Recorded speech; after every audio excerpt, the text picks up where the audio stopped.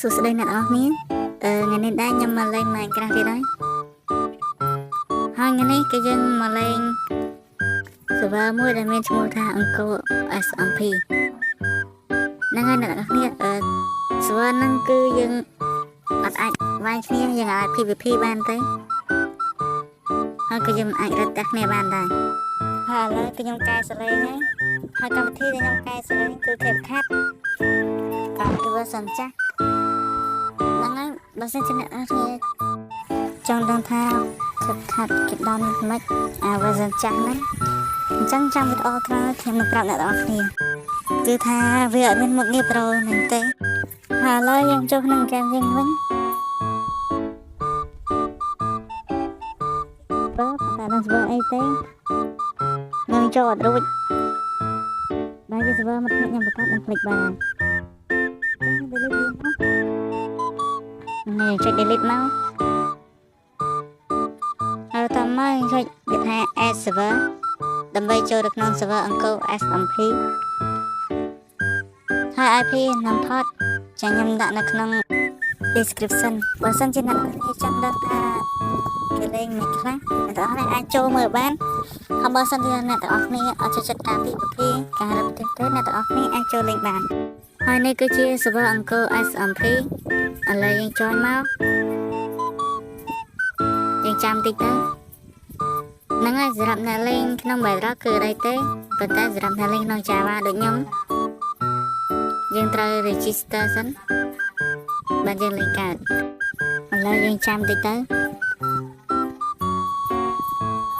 បន្ទាប់មកគេដាក់ welcome មកហើយយើង register វាទៅហ្នឹងហើយហើយបន្ទាប់មកយើងបាន item យើងបាន tool set ជាមួយនឹង armor ហើយនេះគឺជាបកាយខ្ញុំហៅថាបកាយទេសម្រាប់យើងស្ទូចត្រីដើម្បីលក់យកកាក់ហ្នឹងហើយគឺផ្លាកគេស្អាតខ្លាំងមែនតើគឺមានឈ្មោះអង្គរ SMP ហើយនេះគឺជាច្បាប់នៅក្នុង server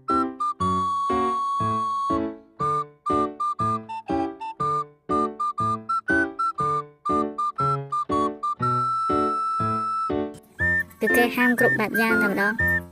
ហើយខ្ញុំខ្ជិលអានណាអ្នកនរគ្នាអាចមកអានខ្លួនឯងបានហើយតាមមកដល់កន្លែងនេះគឺជារបៀបលេង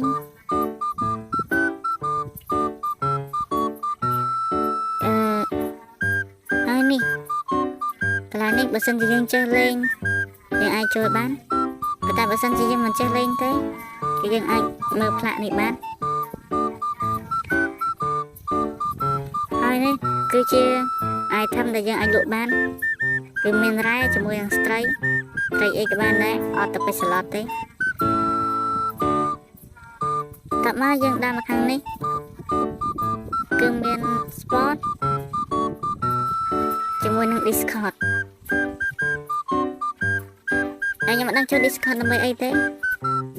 ឡូវយើងទៅកន្លែងដើមវិញនេះគឺជា Discord តើមកយើងទៅកន្លែងដើមវិញហ្នឹងទៅកន្លែងវិញដើម្បីយើងចូល server យើងចូលលេងនៅក្នុងworld ហ្នឹងហើយចូលលេងនៅក្នុង world តើមកយើងមកដល់កន្លែង spawn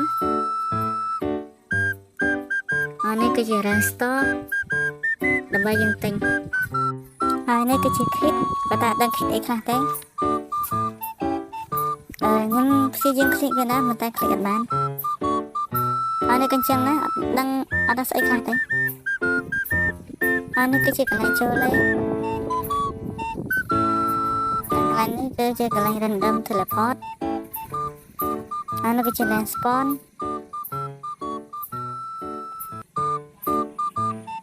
ហ្នឹងហើយកន្លែងនេះគឺជាខ្ញុំចេះអានទេអ្នកនរគ្នាចេះអានអាចខមមិនខាងក្រោមបានខ្ញុំអត់ចេះអានទេហើយកន្លែងនេះគឺជាកន្លែង setting ដែល setting នេះគឺវាមាន setting ច្រើនប៉ុន្តែខ្ញុំមិនដឹង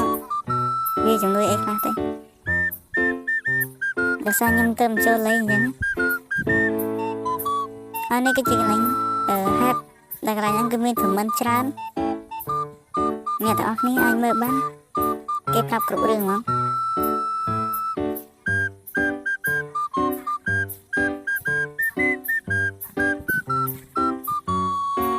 ហ្នឹងហើយឥឡូវយើង random teleport ហ្មងទៅនេះគឺយើង teleport មកដល់កន្លែងនេះហើយកន្លែងនេះខ្ញុំអត់ឆ្លាញ់ទេអញ្ចឹងយើង TP មកអត់ TP យើងអត់ TP ទៅហើយកន្លែងនេះគឺខ្ញុំអត់ឆ្លាញ់ដូចគ្នាហ្នឹងមើលទៅលើកំពូលភ្នំខ្ញុំឆ្លាញ់ទៅអញ្ចឹងយើងអត់ TP ម្ដងទៀតមក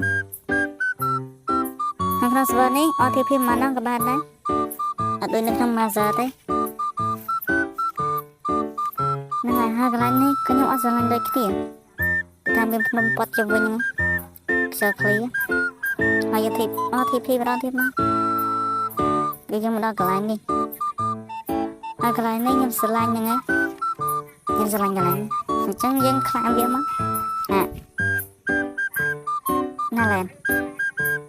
ហ្នឹងហើយដោយសារយកឃើញឡើងអញ្ចឹងយើងខ្លាំងវាម្ដងទៀតមកហើយយើងខ្លាំងមក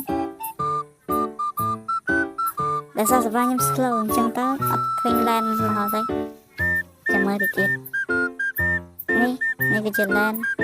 ខ្ញុំខ្លាំងបានហើយនៅក្នុងហ្នឹងគឺខ្លាំងឡើងបានតែមួយឆាំងទេឥឡូវខ្ញុំសុំ clear ស្រវីនេះមួយសិន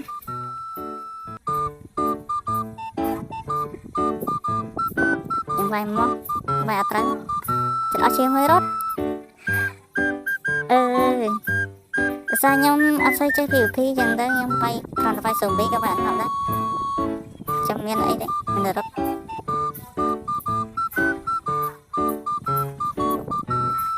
ហើយនៅនេះពិបាកលេងជា Master តិចដោយសារគឺអត់មាននេះទេអត់មាន version ទេអញ្ចឹងយើងទៅ spawn លឿនទៅមកបាត់ឡើងឥឡូវយើងមកដល់ spawn វិញហើយខ្ញុំមកមើលកន្លែងនេះម្ដងទៀតហើយនេះគឺជា store ហ្នឹងឯងនេះ NPC store ប៉ុន្តែដល់ពេលខ្ញុំ click ទៅគឺអត់មានអីទេខ្ញុំអ្នកទាំងអស់គ្នាវីដេអូខ្ញុំចប់ត្រឹមហ្នឹងឯងហើយខ្ញុំនឹងលេងជា part ដើម្បីឲ្យអ្នកទាំងអស់គ្នាមើលអ្នកទាំងអស់គ្នាកុំភ្លេចចូលក្នុងក្រុម Telegram ខ្ញុំផងបាយបាយ